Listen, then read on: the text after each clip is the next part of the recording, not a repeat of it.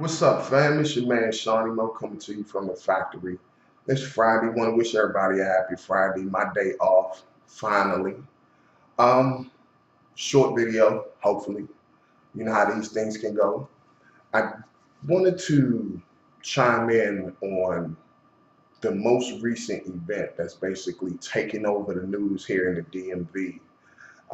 There was a cat who just recently murdered his baby's mama and the baby. And in many ways, this particular situation touches me. Now, for the most part, the general conversation, the main conversation, so to speak, is about him taking this innocent child's life. Now, when this first hit the news, and I hope my memory isn't playing tricks on me, but when it first hit the news, it was stated that the suspect showed up to the young lady's place and started shooting at her. Now, I don't recall it saying he walked up to her, but I do recall that there was some shooting, and somewhere in the midst of him doing all the shooting, the child got hit and later died. Um, that story quickly changed and made it seem like the guy walked up to the mother, pulled a couple caps off on her, and then just straight pointed the gun at the child and shot the child. And that is the main conversation, him taking this child's life. Now, there are some other dynamics as far as I'm concerned, standing back, looking at it. And there's a huge dynamic that technically no one is trying to touch. And I made a comment to one of the people who I'm friends with on Facebook, and I stated that, outside, and I'm not minimizing, him taking this child's life. As a matter of fact, let's take that conversation and set that over here for a second, because that is a conversation by itself. So I'm gonna put that one over here, and we're gonna deal with these other pieces that are on the table. The big piece is the dynamic between the black man and the black woman, and the disconnect that has occurred or is occurring.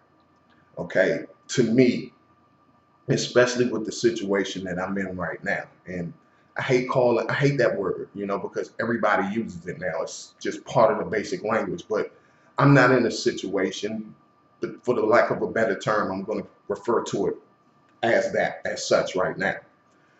And there's a huge disconnect between the black man and the black woman. Now, white people, Spanish people, you all have your own things to deal with. You have your own issues to deal with. And as much as we are supposed to be kumbaya around the fire, certain subjects that pertain to us. Okay, and this is one that truly pertains to us. I'm not going to be a historian. All you got to do is read up on it. I feel personally that from the onset, from the day the first black person stepped foot on this land, the goal was to keep us divided. And they have truly succeeded on many levels, and we as black people are truly not taking a look at that. We are divided. Men and women, we're divided.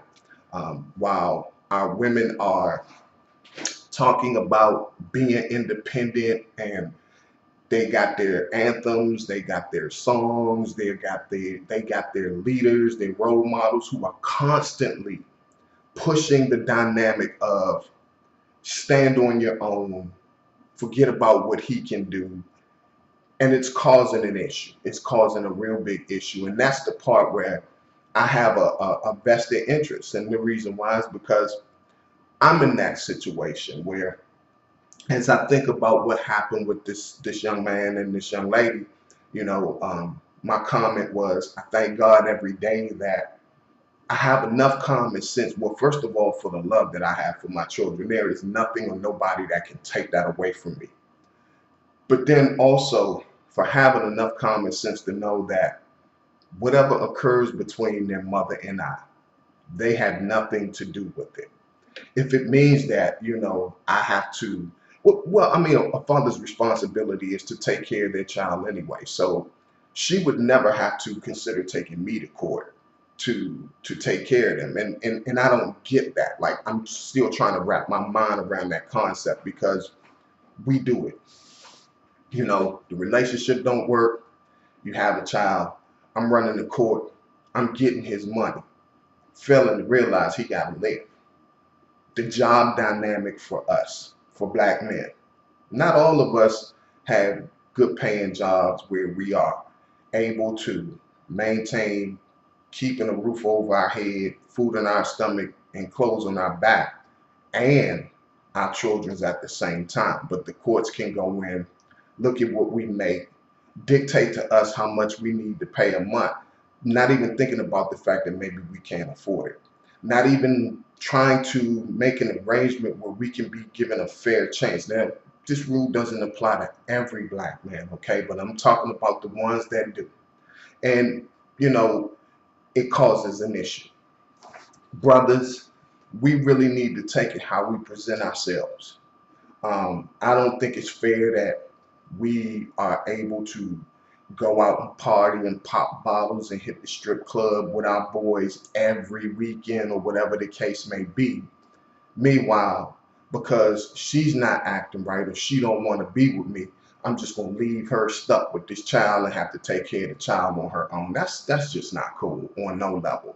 And if you look at our young people today, that's the result of that, man. That's the result of a lot of dads not being in the homes with their children. But this thing hits me real close and personal because I'm separated. Now, if you talk to her, she'll tell you, we're fine. We aren't fine. We're not fine. And as many times as I've tried to have that conversation with her about getting to this particular place, it's a conversation that she doesn't want to have. It's a conversation that she keeps avoiding. Now, on average, I'm trying to talk to you about a problem that I feel we have in our relationship, and you don't want to talk about it. Then you turn around and you get snappy with me, and instinctively, some dudes who have never been exposed to what a real man is and how a real man should react will turn around and take the action that this brother did. I don't know the dynamic of their relationship. I don't know if the breakup was mutual or if it happened because of something he said or did or something she said or did. But what I do know is that there's a huge disconnect in black relationships. And our children are the ones that are suffering. And for real, there is no honest to God, real, true, keep them together kind of help out here for couples, black couples anyway. It's a lot of finger pointing being done. Now, to those of you who are in good relationships with good men and good women and everything is fine, maybe y'all need to think about putting whatever that chemistry is in a bottle and marketing it to sell to those of us who can't or aren't in good relationships. But before we even start putting things in bottles, one thing we got to do is look at ourselves. That's something that a lot of us don't do. I'm really grateful at the opportunity to be able to have a job, which that's a conversation too, to afford this apartment. I mean, I'm behind right now, but that's part of the course and whatnot. But I'm glad to be able to have this place where I can stop and think when I'm not at work about me, and not in the terms of what's going to happen to her or what's going to happen to them, but in the terms of what can I do to make myself a better person. It's hard to break yourself off of and away from things and people that you're so used to being around and so used to doing. But at times you have to, especially when you know your relationship ain't working, especially when it involves children. The one thing that I know, because my children have stated this, is that they want me to be happy. A happy father means that children get what they need, get what they need. And then they also get what they want because dad is happy and he can think straight and he can function. Coming here doing this, it wasn't an easy decision, but it was a required decision. Now, I understand and I know that I can't talk to her. You know, the communication between her and I is nil, non-existent. If it ain't got nothing to do with us, we can talk about it all day long. But when it comes to us, it becomes a debate, it becomes an argument, it becomes a disagreement. And between the two of us, somebody's got to decide, okay, look, if this subject can't be discussed, then we're just not going to talk about it. And if we can't talk about it together, why even try to get in front of a mediator? I tried that before, and no one, and I repeat, no one ever sat her down and tried to explain to her anything that I was saying. Instead, what they did was they talked to me real firmly. Come to think about it, why is it that when a woman is in a relationship that's bad, all of America tells her to just leave the dude? But when the dude is in a relationship where it is really bad for him, they say stick with it, it's going to be okay. I'm trying to wrap my mind around that whole concept. My thing is, if she doesn't want to be with you, why even waste time trying to make it work? Which brings me back to what I said. There's a huge disconnect between, excuse me, I'm just waking up too. There's a huge disconnect between black women and black men. It was supposed to be that way from the beginning, and it's that way now. And the only people that are truly responsible for it are us. I don't have a problem with you wanting to be independent, for lack of a better term. I had no issues with you wanting to work. I had no problems with you wanting to do your thing. But when you're in a relationship, it's not just about you. And when it involves children, both parents need to understand it is no longer about them. It's about the child. It's about what can we do to help our child become better than us. What can we do to help our child get further than us? Because that's my wish for my children. I don't want my children to do what I've done in my lifetime, or if they do, I want them to surpass where I left off at. But I just don't get it. I truly don't get it. I think, while we're chattering about domestic abuse, I think we need to talk about what abuse really is, because it's not just the physical act. It's also a mental act. It's also an emotional act. So if a woman feels mentally that it's okay for her to disconnect from her mate and not tell him anything and just brush him off, that is a form of abuse. And normally in life, for every action, there's a reaction. I'm not saying what the brother did was right. Hell no, he's dead wrong. He should have never taken those actions.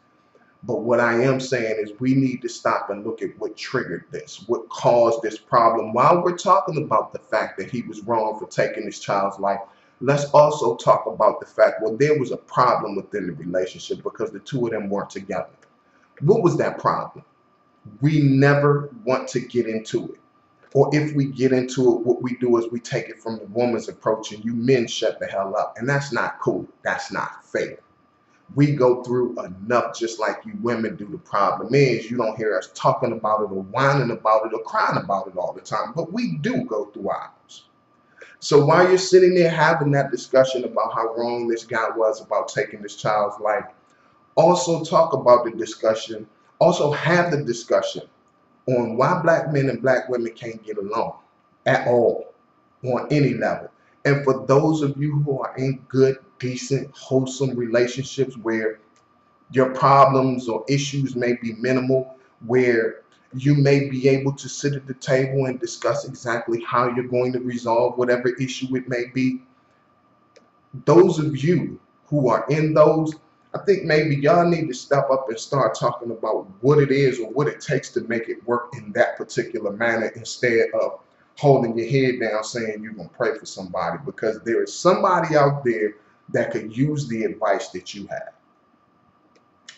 That's all I got to say about that right now.